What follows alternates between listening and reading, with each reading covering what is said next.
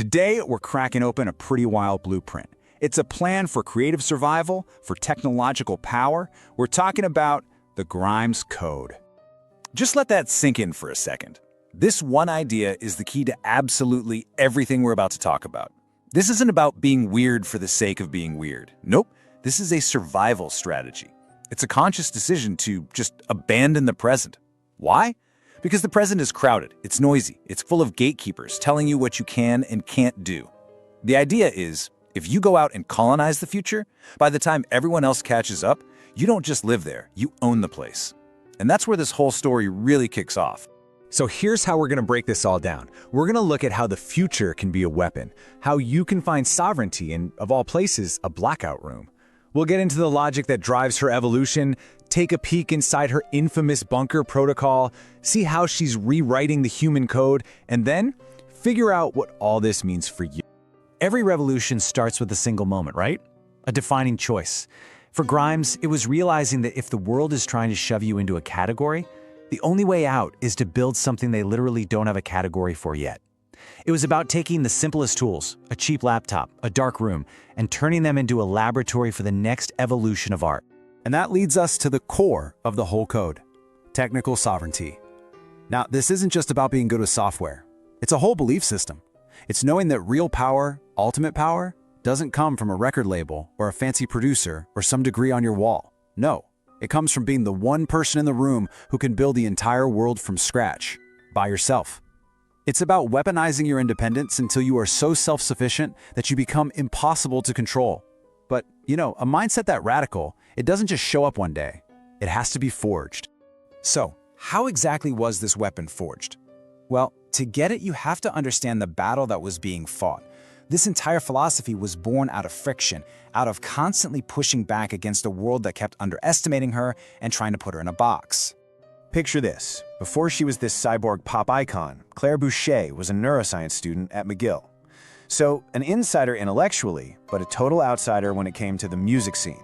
Her early experiments, literally made on a bedroom floor, were just seen as a distraction. And here's the conflict. The world around her valued tradition. Guitars, bands, big shot producers. But she saw all the power and truth in technology. This sparked what you could call a technical hunger. She didn't learn GarageBand as a hobby. It was a weapon of pure necessity. It was the only way she could build the insane world she was hearing in her head without having to ask anyone for permission. And the climax of all this? That legendary 9-day blackout session where she created the album Visions. It was an act of pure creative desperation that became her ultimate declaration of independence. And this brings us to a huge strategic choice. The conventional wisdom is all about collaboration. Teamwork makes the dream work, right? It feels safe. But Grimes saw that safety as a prison for your vision. It means you're constantly having to explain yourself to people who just don't get it. You're at the mercy of gatekeepers. So she chose the exact opposite path, radical isolation. And yeah, that path is way harder. It forces you to master every single part of the process yourself. But the payoff, it's absolute sovereignty. You're not just making a song anymore. You are creating an entire dimension that is 100% yours, with zero compromise. And this is so crucial. Think about it. We are all trained from birth to ask for help, to rely on experts. To build this kind of power, she had to systematically unlearn that instinct. She had to reject that soul-crushing idea that she needed someone else's approval or their technical skills to make her art. Because in a world full of opinions and shifting loyalties, she realized the one thing you can always count on is what you can do yourself. Your ability to execute your vision without asking for permission is the only real truth there is. Okay, so all those early struggles in that forge of isolation, they didn't just build skills, they actually hardened into a core philosophy, a totally new way of seeing the world and her place in it. And out of that friction, we get this idea of techno-animism. This is a really profound shift. Most of us see technology as just a cold tool or maybe even something to be afraid of. She started seeing it as a living, breathing collaborator. The philosophy is actually pretty simple. If you treat tech like an enemy, you lose. But if you treat it like an ally, like a living force with its own logic, well, then you can tap into possibilities that other people can't even see. That little GarageBand app wasn't just software. It was her partner in crime, building a whole new reality. And this philosophy kind of breaks down into 4 core principles. First, the ego is a bottleneck. The goal isn't to promote your personal brand, it's to serve the idea, even if it means you just become a vessel for it. Second, radical acceleration. This is that core strategy again. Don't even try to fit into today. Just go so far into the future that by the time the rest of the world gets there, you're the one setting the rules.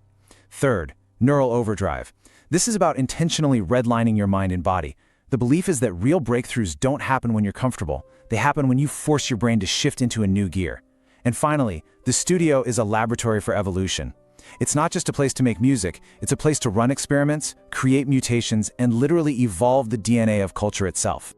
So, a philosophy is great and all, but how do you actually live it? A philosophy is pretty useless without a system. So Grimes turned these big ideas into a rigorous set of habits, all designed to do one thing: generate the future on demand. And this brings us to her most famous system, the bunker protocol. Now, this is not just an artist being quirky, okay? It's a deliberate, methodical system. It's built on a simple truth: the present is loud. It's full of noise, opinions, trends, just static. The bunker protocol is designed to systematically shut all of that out, to create this perfect vacuum where the only signal left is the one coming from your own subconscious, from the future you're trying to pull into reality. So how's it work? Well, the steps are pretty hardcore. Step 1, total isolation. We're talking blackout curtains, no phone, no internet, zero outside contact. Step 2, sensory deprivation. The whole point is to erase the now. If you can't see what time it is or hear the city outside, your brain is forced to operate in a totally different space. Step 3, the extended creation cycle. This is neural overdrive in action, working for days straight, often without sleep or food, to push your mind past its normal limits. And Step 4, forced subconscious output.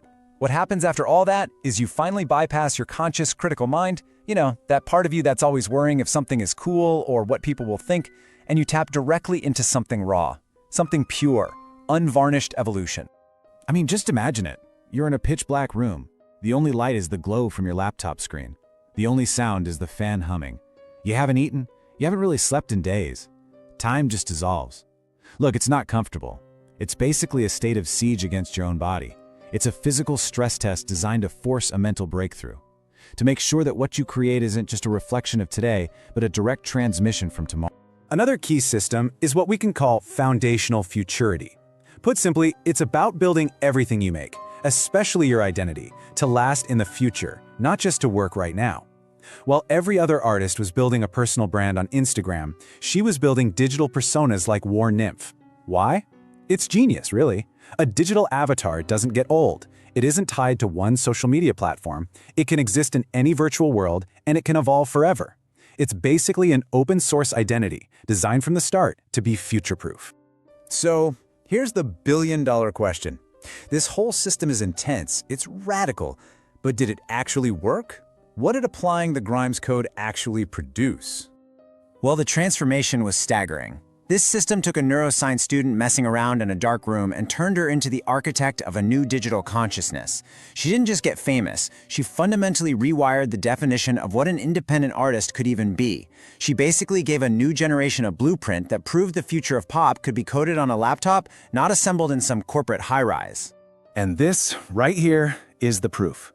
For decades, the myth in the creative world was that you needed huge budgets and industry connections to have any real influence. She completely shattered that myth.